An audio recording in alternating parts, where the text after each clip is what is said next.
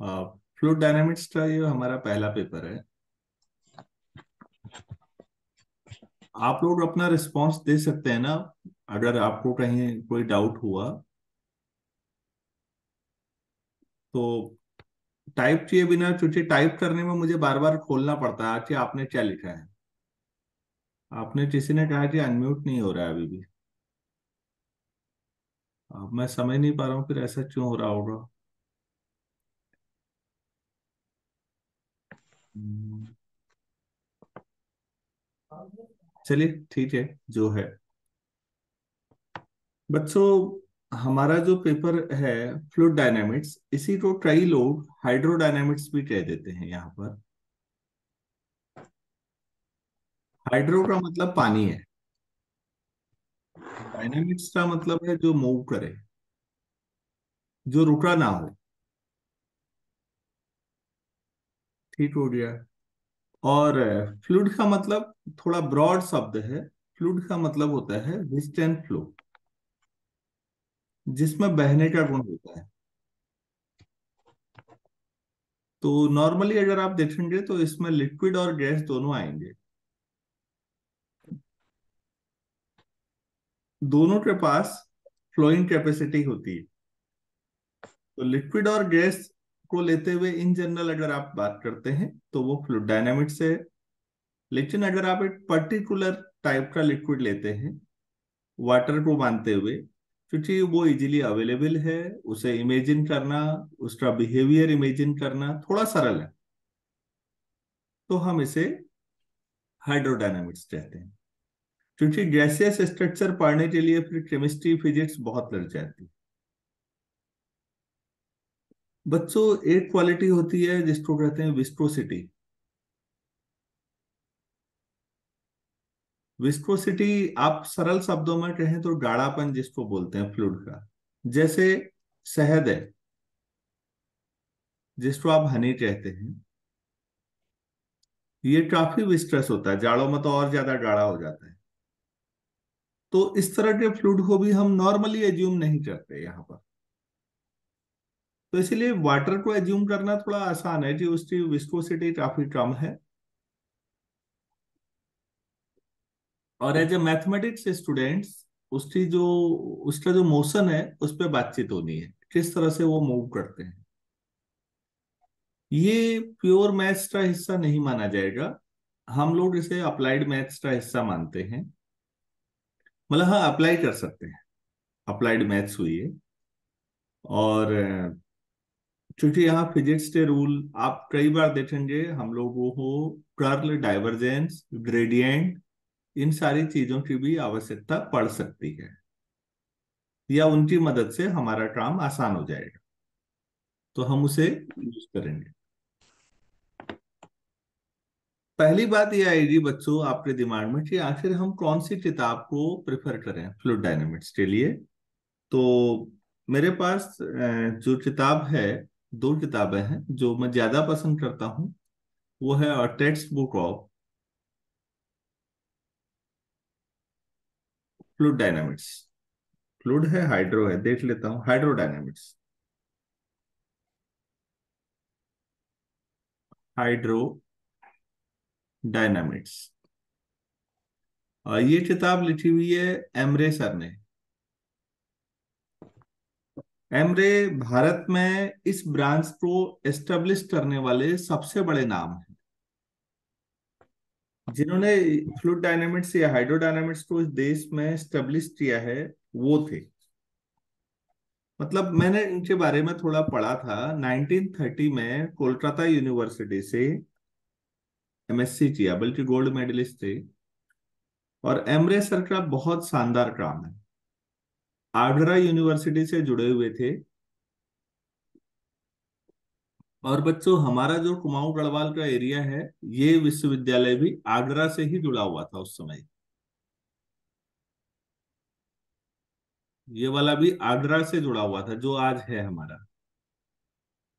तो लोग अभी भी ज्वाइन करने में।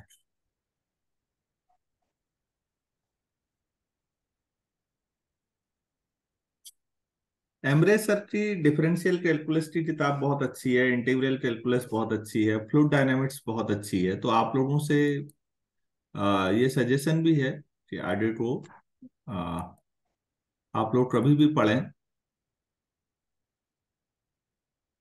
हाँ ठीक है बेटा, पिथागोरस से हैं, अच्छी बात है।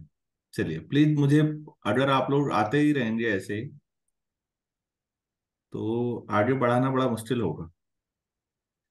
दूसरी बुक जो आजकल कई लोग देखते हैं वो एमरे के क्वालिटी में, तो एमरे की बराबरी में नहीं मानता मैं, लेकिन हाँ उसमें क्वेश्चंस काफी मिल जाते हैं। तो उस किताब का नाम है फ्लूइड डायनेमिक्स बाय एमडी राय सिंघानिया।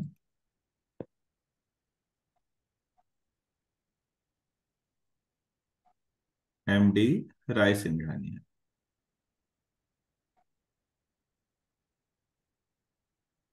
और मेरे ख्याल से ये कॉम्बिनेशन मोर देन सफिशिएंट है।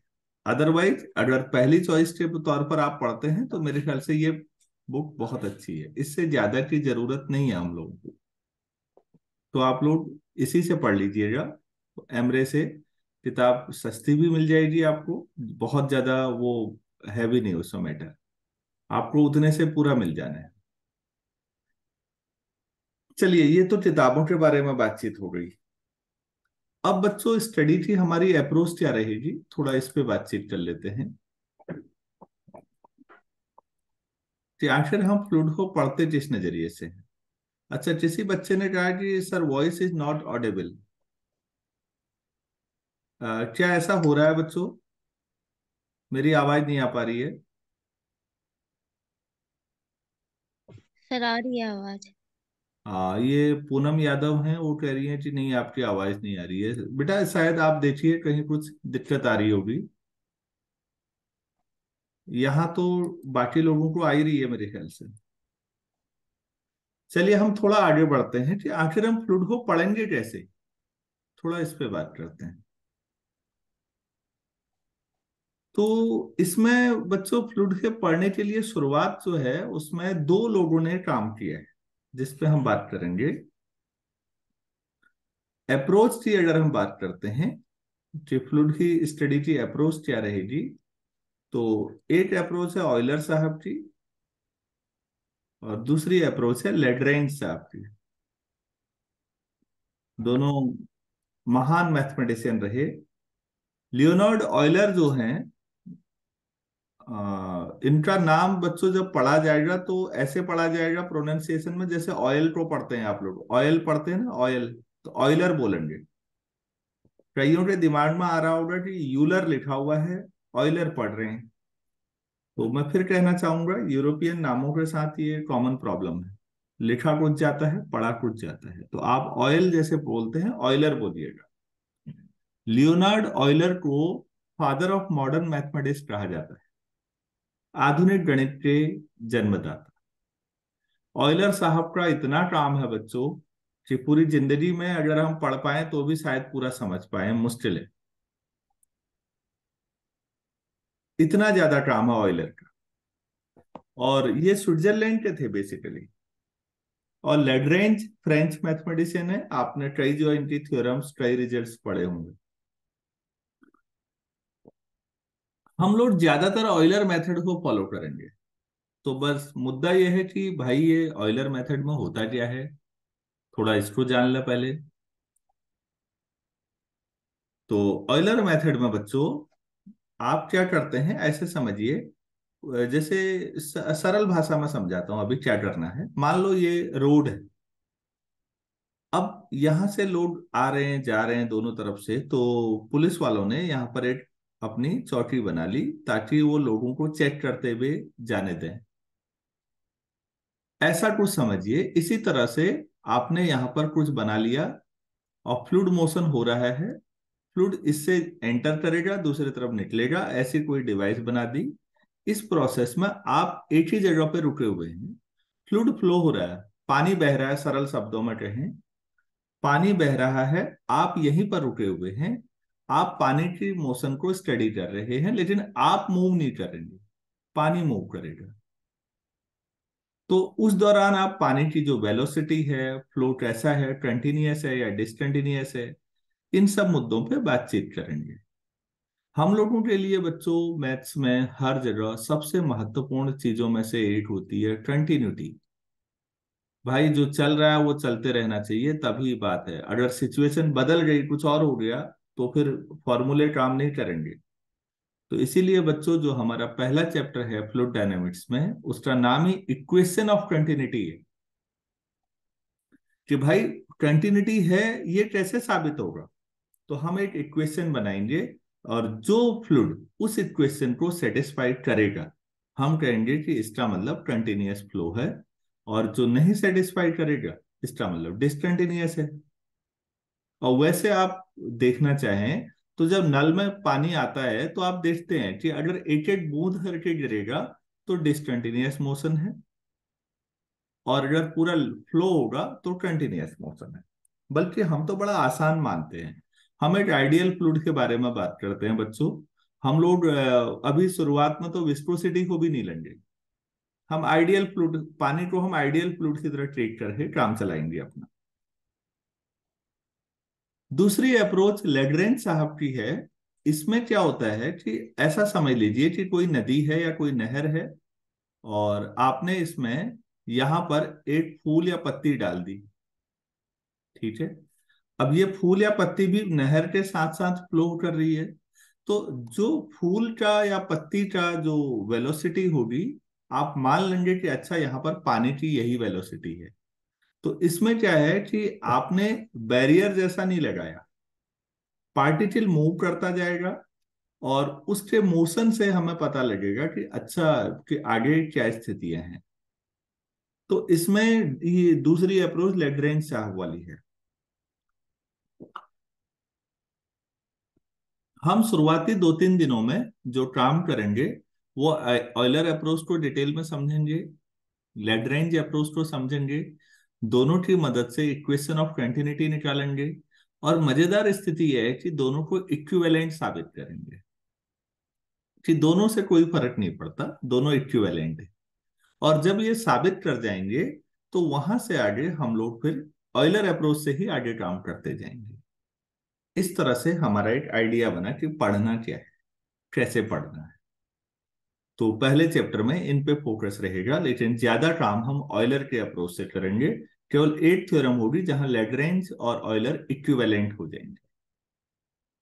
उम्मीद है बातें समझ में आ रही होंगी। अभी तो सामान्य बातचीत है। अगली चीज आती है कि आखिर इस ब्रांच को पढ़ने के लिए हमें किन किन चीजों की आवश्यकता पड़ेगी, हमें क्या क्या हमारे पास होना चाहिए। तो बच्चों, इसमें जो आपको आनी चाहिए कुछ चीजें, मैं थोड़ा सा बता दूं। कुछ तो वेक्टर ही चीजें होंगी, उन पे बातचीत बाद में करेंगे। पहला जो कंसेप्ट है वो टेलर थ्योरम का है, वो आपको आनी चाहिए। तो मैं टेलर पे डायरेक्टली जाने के बजाय पहले थोड़ा सा मैक्लॉरेन के बारे में बता दूं, और फिर टेलर पे जाएंगे। मैक्लॉरेन सीरीज। और हम कन्वर्जेंट वाला इश्यू अभी ज्यादा बातचीत नहीं करेंगे। मैक्लॉरेन साहब ने कहा कि अगर कोई फंक्शन इंडेफिनेटली डिफरेंशिएबल है। अब सवाल ये उठता है कि ये क्या है इंडेफिनेटली डिफरेंशिएबल। इसका मतलब है एक ऐसा फंक्शन जिसे जितनी मर्जी बार आप चाहें वो डिफरेंशिएट कर सकते हैं। आप लोगों ने पढ़ा होगा बच्चों कि कोई फंक्शन डिफरेंशिएबल हो भी सकता है, नहीं भी हो सकता। तो और एक बार डिफरेंशिएबल हो तो जरूरी नहीं है कि उसका डेरिवेटिव भी डिफरेंशिएबल हो। ध्यान दीजिएगा, अगर एफ एफ एक्स आपके पास कोई फंक्शन है और ये डिफरेंशिएबल है, तो जरूरी नहीं है कि जो इसको डिफरेंशिएट करके आएगा एफ डैश एक्स, वो भी डिफरेंशिएबल हो भी सकता है, नहीं भी हो सकता। एफ डैश एक्स अगर डिफरेंशिएबल होगा तो जरूरी नहीं है एफ डबल डैश एक्स हो। ये रियल के साथ बड़ी दिक्कत है बच्चों। इसीलिए कॉम्प्लेक्स में हम इससे बेहतर और एडवांस फंक्शन लेते हैं एनालिटिक। एनालिटिक में अगर कभी कोई फंक्शन एनालिटिक है एफ जेड, तो उसका डेरिवेटिव एग्जिस्ट करेगा, और हमेशा करेगा। फिर एफ डैश जेड भी एग्जिस्ट करेगा, एफ डबल डैश जेड भी एग्जिस्ट करेगा, एंड सो ऑन। ये जबरदस्त चीज है कॉम्प्लेक्स के पास, जो रियल के पास नहीं है। और इत्तेफाक ऐसा है, हम रियल पे ही काम करेंगे ज्यादा यहाँ। मैं फिर भी आप लोगों को थोड़ा सा आइडिया दे रहा हूँ। डिफरेंशिएबल फंक्शन अगर कोई है, अच्छी बात है, लेकिन जरूरी नहीं है कि उसका डेरिवेटिव भी डिफरेंशिएबल हो। आपने डेरिवेटिव निकाला एफ डैश एक्स, अब एफ डैश एक्स तो नया फंक्शन है, लेकिन वो आगे को डिफरेंशिएबल हो जरूरी नहीं है, चेक करना पड़ेगा। लेकिन अगर फंक्शन एनालिटिक है, तो फिर उसका किसी भी ऑर्डर का डेरिवेटिव निकाल लीजिए, first derivative, second derivative, third derivative, and so on, वो हमेशा डेरिवेटिव एग्जिस्ट करेगा। तो एनालिटिक इतनी अच्छी गारंटी दे रहा है जो डिफरेंशिएबल नहीं दे पा रहा है। इसीलिए हम लोग कॉम्प्लेक्स की तरफ मुड़ते हैं, क्योंकि कॉम्प्लेक्स के फायदे बहुत हैं। तो मैं उम्मीद करता हूं इंडेफिनेटली डिफरेंशिएबल फंक्शन समझ में आ गया होगा, कि कोई फंक्शन जो रियल फंक्शन है, और वो जितनी मर्जी बार आप डिफरेंशिएट करना चाहें वो हो रहा है। एक दो मैं आपको इंडेफिनेटली डिफरेंशिएबल फंक्शन बता दूं। जैसे साइन एक्स है, आप जितनी मर्जी बार कर लें, कॉस एक्स है, एक्सपोनेंशियल है, पॉलिनोमियल्स है, इस तरह से समझिएगा। तो मैक्लॉरेन साहब ने क्या कहा, थोड़ा इस पे बातचीत कर देता हूं। मैक्लॉरेन साहब ने कहा कि कोई भी फंक्शन जो इंडेफिनेटली डिफरेंशिएबल हो, उसका सीरीज एक्सपेंशन किया जा सकता है ओरिजिन पर। और उन्होंने ये आपको f x equal to f zero plus x upon factorial one, F dash zero plus x square by factorial two, F double dash zero, and so x cube by factorial three, f triple dash zero, plus and so on. बच्चों, ये मैक्लॉरेन series है। ऐसे expand किया जा सकता है, अपने आप में रिवॉल्यूशन है, कहाँ एक इनफाइनाइट सीरीज और कहाँ एक फंक्शन, दोनों को बराबर कर दिया। आप लोग जो एक्सपेंशन याद किए हुए होंगे, E to the power extra, sine का, कॉस का, वो सब इसी फॉर्मूले की मदद से डेवलप हुए हैं। इसके बाद आए एक ब्रिटिश मैथमेटिशियन साहब, ब्रुक टेलर साहब। टेलर साहब ने कहा कि भाई, मैक्लॉरेन साहब कह रहे हैं कि ओरिजिन पर अगर डिफरेंशिएबल है तो ऐसा हो सकता है। मैं कह रहा हूं रियल लाइन में ओरिजिन की जगह कोई पॉइंट ए मान लो, अगर ए में भी इंडेफिनेटली डिफरेंशिएबल है इन जनरल, तो हम ऐसा लिख सकते हैं। तो उन्होंने ऐसे लिखा, F x equal to F A plus X minus A upon factorial one, F dash A plus X minus A का whole square upon factorial two, F double dash A plus and so on. ये general point हो गया बच्चों। आप इसमें जो नीचे मैं लिख रहा हूं, आप इसमें एक ही जो जीरो रखिए, देखिए तो ऊपर वाली मैक्लॉरेन बन पाएगी या नहीं। जहां पर ए है वहां जीरो रख दो, तो ऊपर वाली बन गई ना। हेलो, मेरी बात समझ में तो आ रही होगी।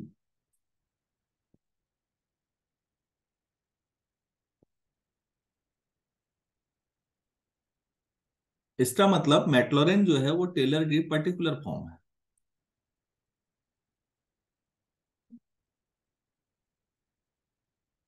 या आप कह सकते हैं कि टेलर जनरल फॉर्म है, मैक्लॉरेन पर्टिकुलर है। तो उम्मीद है ये वाला आपने पढ़ा ही है, टेलर वाला। मैं इसको थोड़ा सा ज्यादा जनरलाइज, हमारे लिए ये उतना यूजफुल नहीं है बच्चों। हमें टेलर की जनरल थ्योरम, जो पार्शियल डेरिवेटिव के लिए, उसकी जरूरत पड़ेगी। हम लोग जूम पे काम कर रहे हैं, तो जूम में एक मीटिंग 40 मिनट से ज्यादा हो नहीं सकती, या तो आप उसको परचेज करें। तो अभी वो स्थिति नहीं है, तो मैं इस मीटिंग को ब्रेक कर रहा हूँ। और 6:45 पे हम लोग दोबारा जुड़ जाते हैं, 6:45।